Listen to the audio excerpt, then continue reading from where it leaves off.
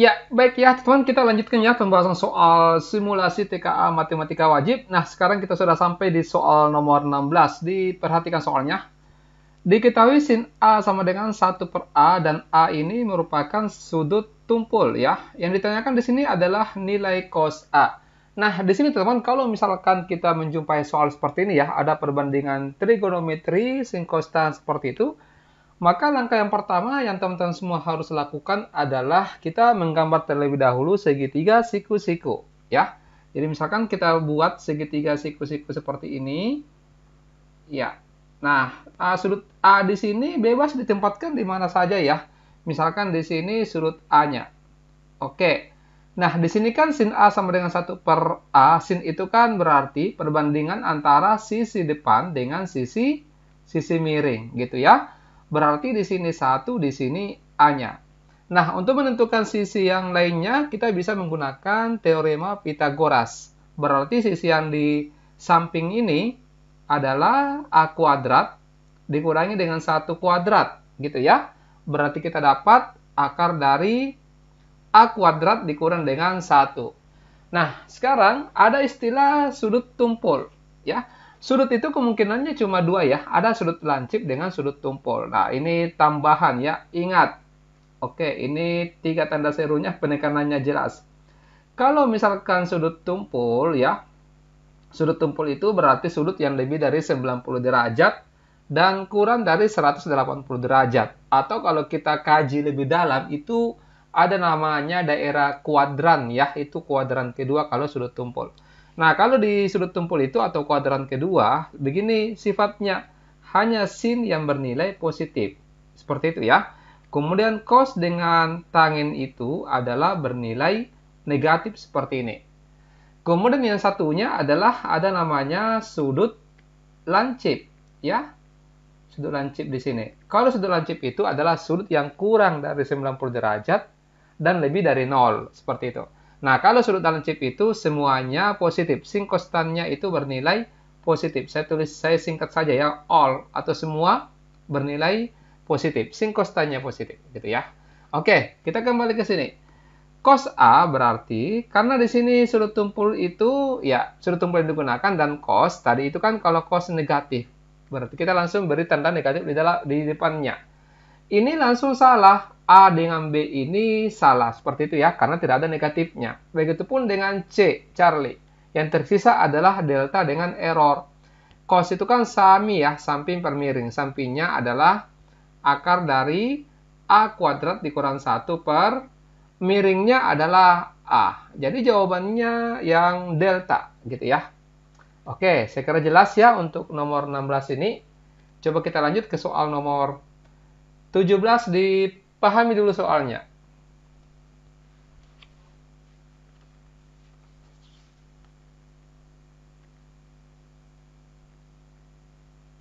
Ya, diperhatikan ya, ini tentang statistika, tapi dia masuk di soal-soal penyajian data ya. Kalau statistika itu kan soal-soal yang muncul itu adalah penyajian data, kemudian ada ukuran pemusatan data dengan ukuran penyebaran data ya.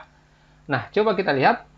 Diagram button berikut ini menunjukkan produksi pakaian yang dikelola oleh Bu Rahmi selama dari tahun 2020. Selama tahun 2020 ya. Dari bulan Januari sampai bulan Desember. Nah, sekarang kita lihat peningkatan tertinggi. Oke, ini kita garis bawahi. Peningkatan tertinggi dari produksi pakaian terjadi pada bulan berapa? Nah, teman-teman, triknya ya, caranya kalau kita membaca data seperti ini, kita tidak usah baca data keseluruhan, gitu ya, karena nanti habis waktunya. Artinya, kita langsung to the point saja yang ditanyakan di sini. Kita pantau. Kita lihat saja di sini, April, Juni, Juli, September dengan November. Tidak usah kita lihat bulan yang selain yang ada di opsi jawaban, gitu ya. Nah, coba kita lihat mulai dari bulan April. Bulan April itu berarti yang di sini. Peningkatannya bagaimana? Berarti dikurang saja nih, teman-teman. Ya, dari bulan Maret ke April. Ini dikurang 151 dikurangi dengan 122 ya. Berarti dapatnya 39 gitu ya. Kemudian untuk Juni, ini kita tulis saja di sini 39. Kemudian kalau Juni itu berarti dari bulan Mei, ini dikurang 81 dikurangi dengan 18 dapatnya 63 ya. Oke, nah sebentar sabar ya, kita jangan langsung kunci. Kemudian Juli. Juli itu berarti dari Juni ke Juli, ini dikurang. 133 dikurangi 81 itu dapatnya 52.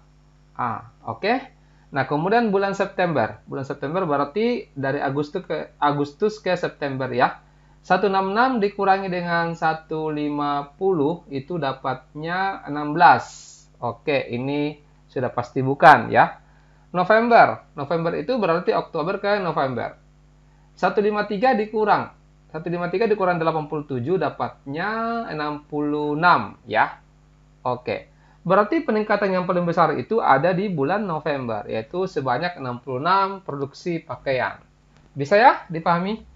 Next, nomor 18, silakan.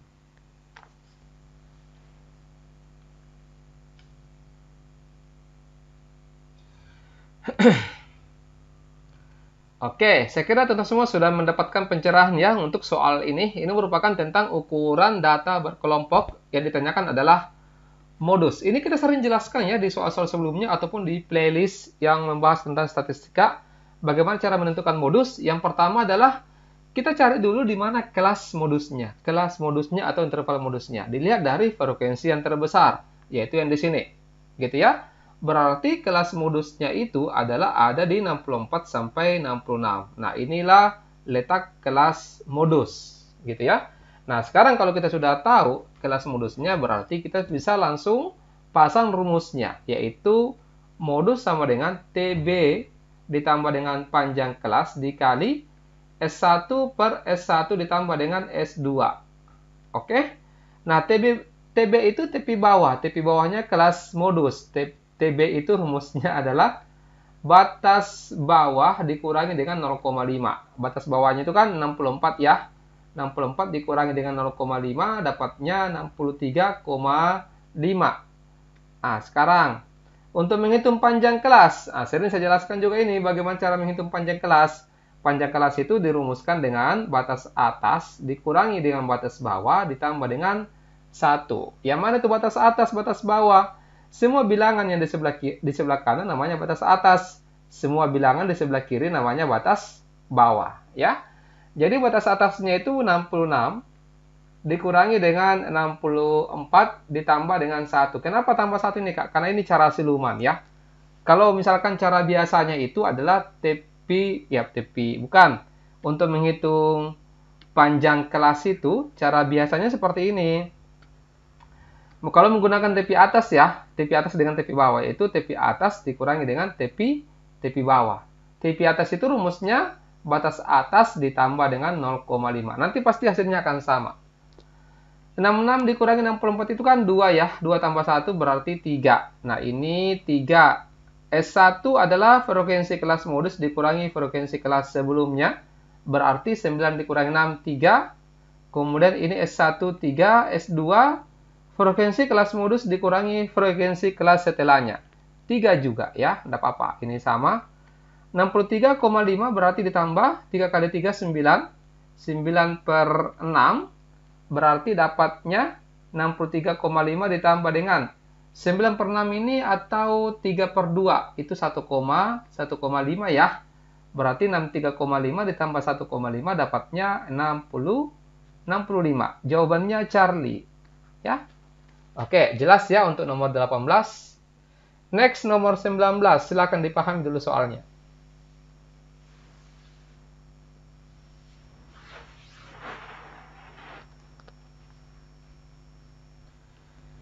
Ya, ini soal tentang peluang ya. Coba, ini panjang sekali soalnya, tapi coba kita pakai cara siluman ya. Nah, Sekolah P akan mengirimkan 2 perwakilan grup band untuk pentas musik Nusantara pada peringatan Hari Sumpah Pemuda. Sekolah tersebut memiliki 6 grup band putra dan 4 grup band putri. Nah, katanya berdasarkan penilaian, kemampuan grup band tersebut itu merata, sama saja kemampuannya ya, tidak ada dikatakan ini grup band putra ini yang pertama ini bagus, dua ini bagaimana, tidak ada urutan mengenai kualitas, sama semua. Sehingga penentuan kedua perwakilan grup band ini dilakukan secara acak, betul ya. Artinya nanti ini menggunakan kombinasi. Nah, sekarang peluang terambilnya grup band putra pada pengambilan pertama dan grup band putri pada pengambilan kedua adalah berapa? Ini kalau misalkan mau dikerja pakai cara biasa, mungkin agak panjang ya. Nah, sekarang caranya kurang lebih seperti ini. Ini cara siluman ya, coba diperhatikan. Kita akan menggunakan logika sederhana. Nah, coba dilihat di sini. Di sini kan dikatakan untuk grup band putra ini itu kan ada 6 ya. Kemudian untuk putri ini ada 4. Nah, sekarang coba dilihat pengambilan pertamanya ya. Pengambilan pertamanya ini adalah grup band putra. Berarti berapa? Kita hitung dulu berapa peluangnya. Karena ini tidak dikatakan mengambil bersamaan, tidak ya, tetapi diambil satu per satu. Untuk pengambilan pertamanya di sini berarti ini kan total ya. 10. Berarti peluangnya untuk pengambilan pertama ini adalah 6 per 10. Jadi untuk peluang yang putra yang terambil itu adalah banyaknya putra dibagi dengan banyaknya band keseluruhan 6 per 10. Gitu ya. Bisa dipahami. Kemudian pengambilan yang kedua. Karena kan sudah diambil grup band putra ya. Ini berarti tinggal berkurang 1, berarti tinggal 5. Totalnya 4. Nah, ini menjadi 5 tambah 4 ini 9. Gitu ya. Karena putri ini tidak diambil. Kemudian pengambilan yang kedua yang terambil itu adalah putri, berarti tinggal 4 per 9. Nah, seperti ini. Inilah yang kita selesaikan baik-baik secara kekeluargaan. Terus ini diapai? Di sini menggunakan kata dan. Dan itu kalau dalam himpunan itu menggunakan operasi kali. Ya. Berarti 6 per 10 dikali dengan 4 per 9. Ini tinggal kita coret-coret manja ya. Misalkan 6 dengan 9 masing-masing bagi 3. Ini 2, ini 3. Ya, bisa ya. Kemudian 4 dengan 10 masing-masing bagi 2. Di sini 2, di sini 5. Berarti 2 dikali 2, 4. Kemudian 5 kali 3 dapatnya 15. Dapatnya 4 per 15 atau Charlie. Ya. Saya kira bisa dipahami ya teman-teman semua ya. Semoga bisa paham karena ini penjelasannya cukup simpel. Next nomor 20 silakan.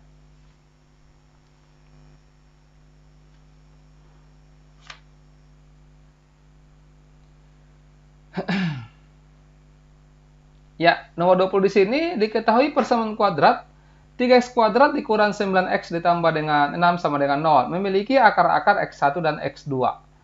Berdasarkan pernyataan tersebut, berikanlah tanda centang pada kolom benar atau salah untuk setiap pernyataan berikut. Nah, kalau begitu kita cari dulu berapa akar-akarnya atau x1 dan x2. Ini sepertinya bisa disederhanakan ya, teman-teman. Ini masing-masing dibagi 3. Ya, bisa ya. Berarti x kuadrat dibagi 3 menjadi x kuadrat, kemudian dikurang 9 bagi 3 dapatnya 3 plus tambah ya 6 bagi 3 dapatnya 2 sama dengan 0. Ini kebetulan ya bisa difaktorkan teman-teman. Berarti faktornya ini cari dua bilangan dijumlahkan min 3 kalau dikalikan dapatnya 2. Berarti di sini yang memenuhi adalah x kurang 1 dengan x kurang 2. Saya ulangi ya.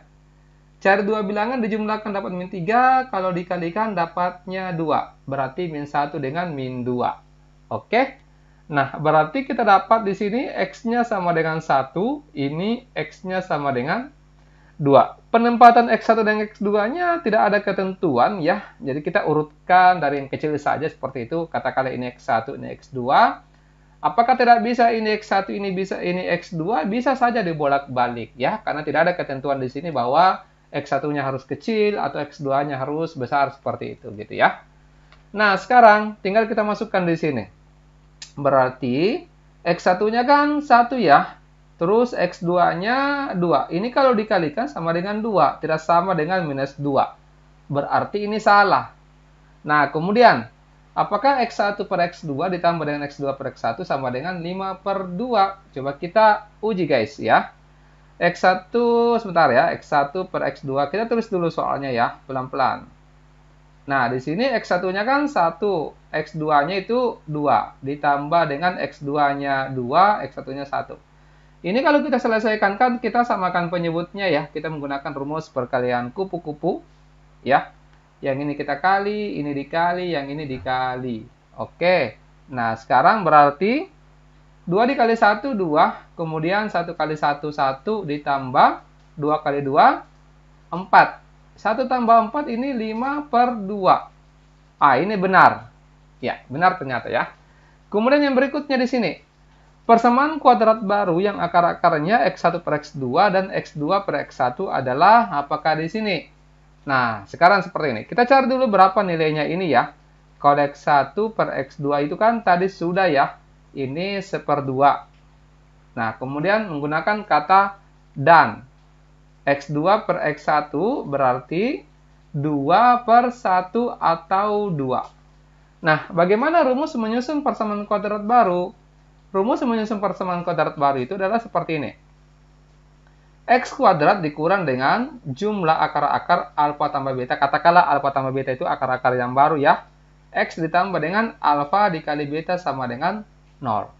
Yang mana alfa dan betanya? Misalkan ini adalah alfa, yang ini adalah beta. Apakah bisa dua bolak-balik? Bisa. Ini alfa, ini beta, pasti hasilnya bakalan sama ya. Nah, X kuadrat dikurang alfa tambah beta, alfanya itu 1/2, ditambah betanya 2, X, ditambah dengan alfanya 1/2, betanya 2 sama dengan 0. Nah, ini tinggal kita selesaikan baik-baik ini secara kekeluargaan ya. X kuadrat dikurang 1/2 ditambah 2, teman-teman, ini dapatnya 5/2 ya. 5/2 X ditambah dengan ini dikali, berarti habis ini, ditambah 1 sama dengan 0. Sebenarnya jawabannya seperti ini, tapi tidak ini ya. Kita kali 2 dulu semuanya. Hilangkan penyebut 2-nya. Berarti ini 2x kuadrat dikurang 5/2 dikali 2 jadinya 5x ditambah dengan 1 kali 2 itu 2 sama dengan 0. Berarti ini benar. Oke, kesimpulannya SBB. Bisa ya, teman-teman? Kita lanjut ke soal nomor 21. Silakan dipahami dulu soalnya.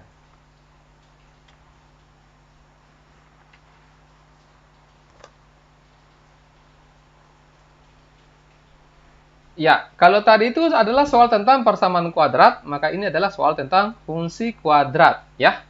Nah, sebenarnya ini keliru ya. Ini mungkin salah ketik pembuat soalnya. Ini harusnya adalah bukan persamaan, tapi fungsi. Tidak sama, guys. Persamaan dengan fungsi. Kalau persamaan itu dia berupa himpunan penyelesaiannya berupa angka misalkan. Kalau fungsi kuadrat, himpunan penyelesaiannya itu adalah berupa grafik. Ya, seperti ini, guys. Oke, ini tambahan saja informasi. Nah, sekarang bagaimana cara menyusun fungsi kuadrat? Tergantung apa yang diketahui. Kebetulan di sini fungsi kuadratnya itu ada namanya titik puncak. Ini namanya titik puncak ya. Titik puncak itu kan ada dua ya, titik puncak minimum atau titik puncak maksimum. Apakah itu minimum atau maksimum? Ya, semuanya bisa digunakan. Saya jelaskan seperti ini teman-teman ya. Namanya ini adalah puncak maksimum yang biasa disimbolkan dengan XP, YP. Kemudian kalau puncak minimum itu seperti ini, yang biasa disimbolkan juga dengan XP, YP. Nah, kalau dalam menyusun fungsi kuadrat, kalau misalkan kita mau menggunakan titik puncaknya seperti ini, rumusnya itu adalah Y sama dengan A dikali X dikurang XP pangkat 2 ditambah dengan YP. Nah, ini yang digunakan. Nah, di sini puncaknya itu adalah 2 dengan minus 2. Ya, artinya XP-nya 2, YP-nya min 2. Nah, sekarang kita masukkan di sini. Jadi, Y sama dengan A. A-nya belum ditahu ya. X kurang XP-nya 2 ya. Kuadrat ditambah dengan YP-nya min 2. Coba kita berikan dulu sentuhan ya, satu kali. Ini Y sama dengan A dikali X kurang 2 pangkat 2 dikurang dengan 2. Nah, ini kita simpan dulu. Oke. Nah, kemudian bagaimana cara menentukan A-nya? A itu kebetulan grafik ini melalui titik di sini. Titiknya di sini adalah 3 berarti 0,3 gitu ya. Artinya kita ganti X-nya dengan 0, Y-nya kita ganti dengan 3. Kita masukkan ke sini untuk mencari nilai A-nya. Y-nya diganti 3 di sini, A, kemudian 0 kurang 2 kuadrat dikurang 2. Coba ya, kita selesaikan baik-baik ini secara kekeluargaan.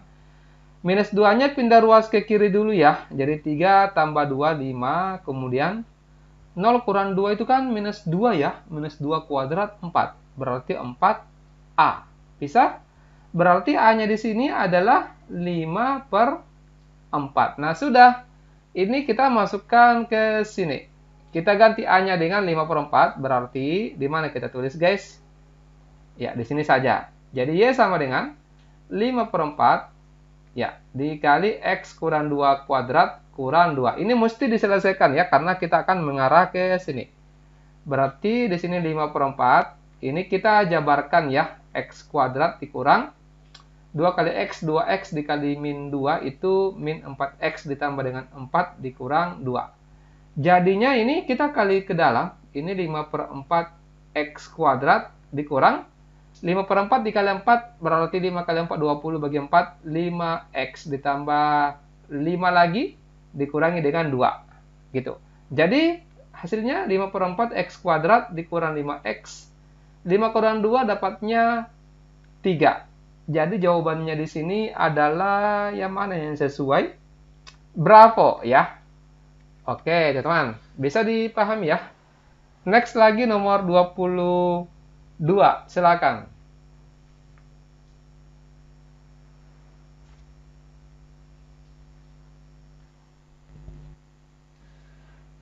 Ya, nomor 22 ini merupakan soal bonus ya. Gimana Kak maksudnya soal bonus? Soal bonus ini artinya kalau ketemu soal fungsi, teman-teman mesti harus cepat jawab dan benar. Ya, karena ini bukan juga sebenarnya mudah ya, tapi banyaklah trik yang bisa digunakan. Nah, coba dilihat. Diketahui bahwa fungsi f(x) ini sama dengan x kuadrat ditambah dengan 5x dikurang 15. Ya, dan gx ini adalah x tambah 2. Nah, sekarang kita cek satu per satu, mulai dari sini. F.G 0, ya ini kan langsung saja ya teman-teman. Sering kita jelaskan ini, kalau ketemu F.G seperti ini, terus yang ditanyakan itu ada angkanya, berarti kita masukkan dulu ke sini, yang dekat-dekatnya gitu ya. Nah, di sini berarti kita ganti X-nya dengan 0. Berarti 0 tambah 2, itu dapatnya 2. Nah, kemudian 2 ini kita masukkan ke F. Nah, itulah jawabannya. Ini berarti 2 kuadrat ditambah dengan 5 kali 2 dikurang 15. Ini 2 kuadrat 4 ditambah dengan 10 dikurang 15. Berapa hasilnya ini anak-anak? 4 tambah 10 kan 14 ya. Dikurang 15 ini dapatnya min 1. Ini berarti benar. Oke guys. Nah sekarang coba kita hapus dulu. Nah ini yang ditanyakan yang berikutnya adalah apakah f.g-nya itu x kuadrat ditambah 9x tambah 1. Nah kalau f.g berarti kita tulis begini ya. Itu kan sama dengan fgx. Oke. Artinya gx ini masuk ke f. Gx yang ini itu dimasukkan ke x yang ada di f. Nah, sekarang X-nya diganti dengan X tambah 2 kuadrat ditambah dengan 5 kali X tambah 2 dikurang dengan 15. Coba kita obok-obok ini. X kuadrat ditambah 2 dikali X, 2X dikali dengan 2 berarti 4X ya. 2 kuadrat ini 4. Ini 5 dikali X, 5X. Kemudian 5 kali 2, 10 dikurang dengan 15. Berarti kita dapat X kuadrat 4 tambah 5 ya, itu 9. Kemudian 4 dikurang 15, ya 4 dikurang 15 ini 4 ya. Ya, jangan sampai 4 tambah 10, maaf. 4 tambah 10, 14 dikurang 15 ini min 1. Nah, ini tidak sama ya, berarti salah. Tolong dikoreksi teman-teman, jangan sampai saya salah hitung ya. Oke, nah yang berikutnya di sini, apakah gof X sama dengan ini? Nah, kalau gof berarti ini G dalam kurung Fx ya. Artinya Fx-nya ini masuk di G. Nah, ini dimasukkan ke X yang ada di G. Berarti ini simpel saja ya. Ini kan kebetulan X-nya langsung diganti dengan X kuadrat ditambah dengan 5X dikurang 15. Tidak perlu kita kurung ya, karena tidak ada pengalinya. Ini ditambah 2. Karena ada tambah 2-nya guys. Nah, ini. Jadinya X kuadrat ditambah dengan 5X minus 12 tambah 2 jadinya min 13. Oh, salah juga. Jadi kesimpulannya ini BSS ya, bayar sendiri-sendiri. Oke, next nomor 23. Silakan dipahami dulu soalnya.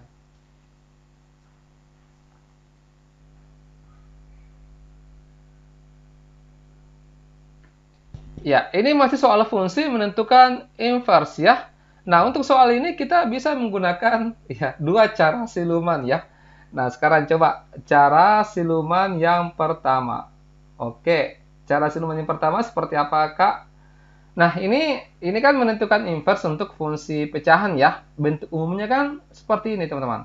Misalkan fx ini sering kita jelaskan ya, tapi tidak apa-apa kita tulis ulang.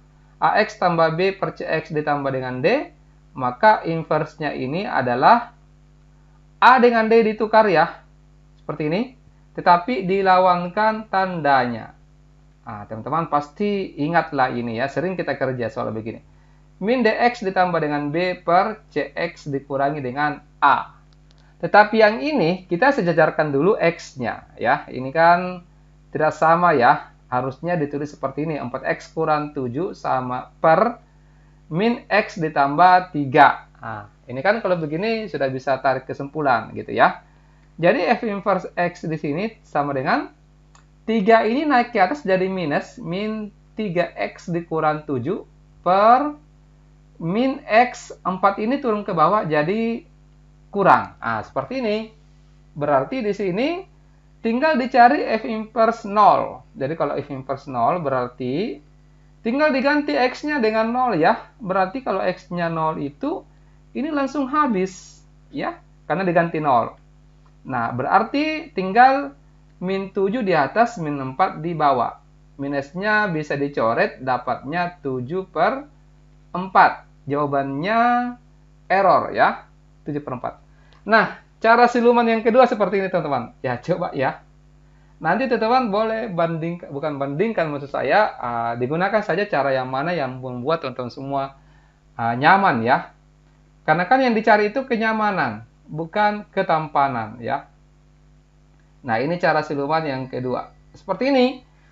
Ini kan yang ditanyakan f inverse 0 ya. Katakanlah misalkan f inverse 0 itu katakanlah misalkan hasilnya adalah A gitu ya.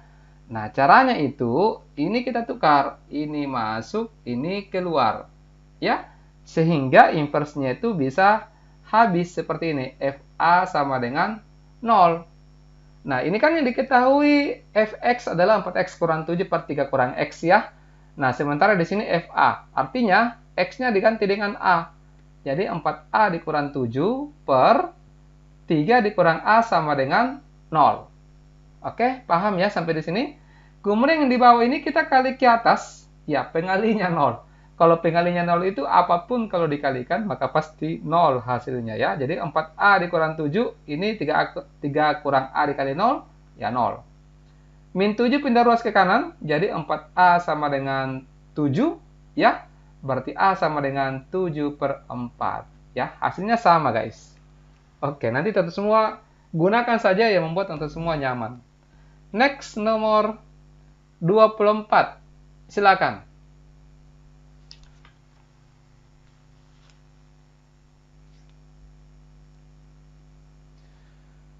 Ya, ini kita masuk ke soal transformasi geometri. Coba dilihat soalnya ya. Diketahui titik B di sini minus 4,2 mengalami dua transformasi berurutan. Oke, nah pertama dicerminkan terlebih dahulu terhadap garis Y sama dengan min X. Oke, saya ingatkan kembali ya teman-teman. Kita itu selalu mengingatkan rumusnya. Jadi begitu kalau orang kerja soal matematika teman-teman. Biasakan kalau kita mengerjakan soal matematika, itu kita awali dengan menuliskan dulu rumusnya. Semakin sering kita menulis rumus, maka itu secara tidak langsung, secara otomatis itu akan membekas ya di hati kita yang paling dalam. Ya. Nah, di sini katakanlah misalkan titiknya itu x, y dicerminkan. Ya, dicerminkan terhadap garis y sama dengan min x. Kalau pencerminan terhadap garis Y sama dengan min X, maka bayangannya itu dibalik ya. Dibalik, kemudian dilawankan tandanya. Oke, bisa paham ya? Jadi kalau misalkan titik B-nya ini minus 4,2, ya, dicerminkan terhadap garis Y sama dengan min X, maka dibalik dan dilawankan tandanya. 2 ini jadi min 2, kemudian minus 4 ini jadi 4, minus 2,4, gitu ya. Paham ya teman-teman sampai di sini? Nah, kemudian dilanjutkan dengan translasi. Kalau translasi itu kan berarti tinggal ditambah ya. Nah, sekarang yang berikutnya ini, minus 2,4 ini ditranslasikan oleh T3 dengan minus 5. Langsung saja dijumlah. Minus 2 ditambah dengan 3 dapatnya 1.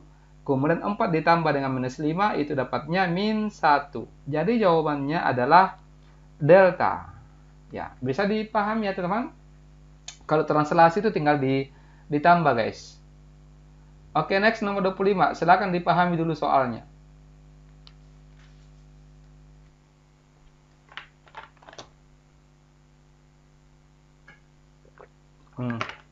Saya minum dulu teman-teman ya. Ini suara sudah mau habis. Coba dilihat, curhat. Titik C di sini 2,3 mengalami dua transformasi berurutan, yaitu rotasi 180 derajat dengan pusat 0,0. Kemudian dilanjutkan dengan pencerminan terhadap garis Y sama dengan X. Oke, dua kali lagi ini ya. Berikan tanda centang pada kotak untuk setiap pernyataan berikut yang benar. Oke, kita mulai satu per satu ya. Nah, untuk rotasi dulu, coba kita ingatkan dulu ya. Kalau misalkan ada titik X, Y, dirotasikan ya dengan pusat O ya 0,0, kemudian sudutnya itu 180 derajat, maka bayangannya itu adalah min X, min Y. Seperti itu guys. Jadi kalau misalkan titiknya C ini kan 2,3 ya. 2,3 dirotasikan dengan 180 derajat ya yang ini. Maka 2 ini akan jadi minus, kemudian minus 3 akan jadi plus. Dilawankan tandanya kalau rotasi terhadap 180 derajat. Jadi ini benar ya. Nah, kemudian coba ada lagi yang bisa ditarik. Nah, transformasi rotasi 180 derajat mengubah tanda kedua koordinat, mengubah tandanya. Betul ini ya, karena X, Y menjadi min X, min Y. Ah, gitu. Kemudian ada lagi, ya itu saja dulu untuk sementara gitu ya. Nah, kemudian yang berikutnya di sini dilanjutkan dengan pencerminan. Jadi ini min 2,3 dicerminkan terhadap garis Y sama dengan X. Kalau pencerminan terhadap garis Y sama dengan X itu, di mana saya tulis bagus ya? Di sini ya. Jadi kalau misalkan ada titik X, Y dicerminkan terhadap garis Y sama dengan X, maka bayangannya itu ditukar saja. Y, X. Jadi kalau misalkan di sini 2,3, jadinya 3,2. Artinya kalau min 2,3 dicerminkan terhadap garis Y sama dengan X itu berarti 3, min 2 ya. Dibalik saja tandanya, dibalik saja angkanya, ditukar tempat begitu ya. Minusnya ikut. Nah, seperti itu caranya. Nah, coba kalau ini bayangannya titik C setelah pencerminan. Oh, ini bukan double transformasi ya. Ini bayangan titik C dicerminkan, dia tidak menggunakan rotasi ya. Oke, saya pikirnya dua kali transformasi teman. Ini satu saja untuk yang bagian ini. Nah, titik C coba. Titik C itu kan 2, min 3 ya. Sebentar, kita rapikan dulu ya. Ada sedikit trouble dalam pemahaman soal gitu ya. Ini C-nya di sini 2, min 3 dicerminkan terhadap garis Y sama dengan X, berarti dibalik saja ini, 2,3 jadinya min 3,2. Ini berarti salah ya. Kemudian, nah ini dia, koordinat bayangan akhir. Berarti ini yang dua kali transformasi. Dari 2,3 kemudian jadi min 2,3. Kemudian min 2,3 dicerminkan lagi, jadinya 3, min 2. Ini salah ya. Terus yang di sini, yang kelima. Pencerminan terhadap garis Y sama dengan X mengubah X, Y menjadi min Y, min X. Salah ini. Kalau pencerminan terhadap Y sama dengan X itu cuma ditukar tempatnya. Ya, tidak usah dilawangkan tandanya. Kalau dilawangkan tandanya itu nanti pencerminan terhadap Y sama dengan min X. Gitu ya. Oke, next nomor 26. Silakan dipahami dulu soalnya.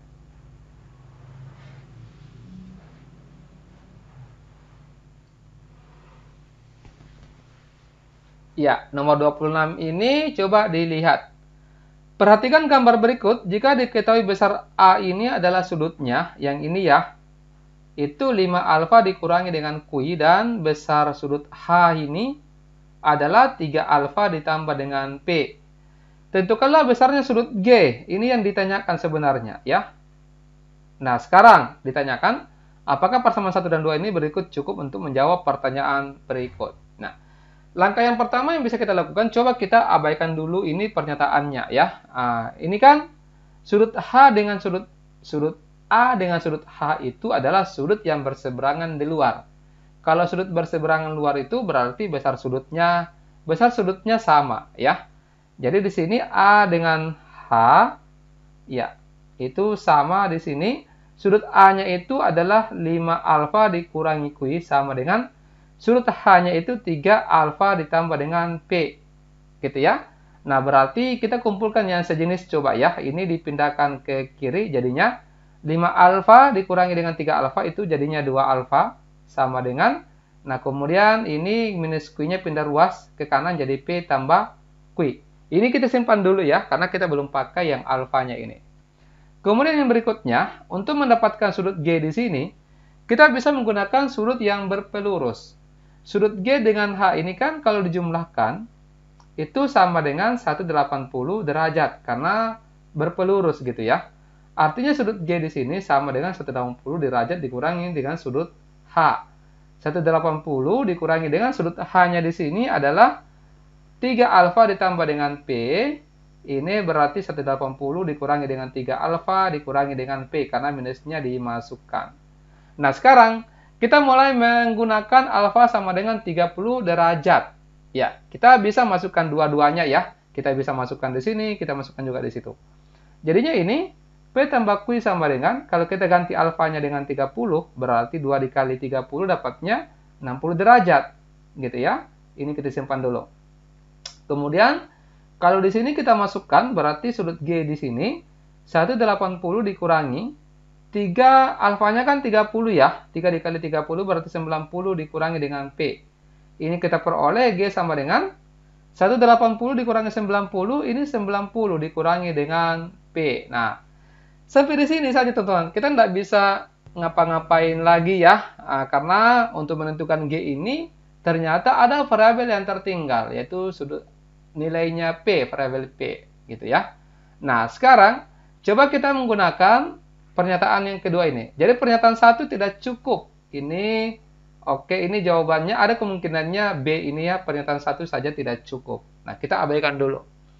Nah, di sini P tambah Q sama dengan minus 60 derajat. Kita bisa gunakan pasangkan dengan yang ini. Coba P tambah Q sama dengan 60 derajat, kemudian yang satunya ini P tambah Q sama dengan minus 60 derajat. Nah, kalau kita perhatikan ini kita tidak bisa eliminasi atau substitusi. Gitu ya. Kenapa? Karena kedua variabelnya sama, kemudian tandanya juga sama. Kalau kita perkurangkan, maka ini habis ya. Ini juga habis. Yang tersisa 0 sama dengan 120. Ini kan tidak jelas. Artinya kesimpulannya, persamaan 1 dan persamaan 2 ini tidak cukup untuk menjawab pertanyaan. Gitu ya. Sehingga error jawabannya. Oke, next lagi coba kita perhatikan soal nomor 27, silakan.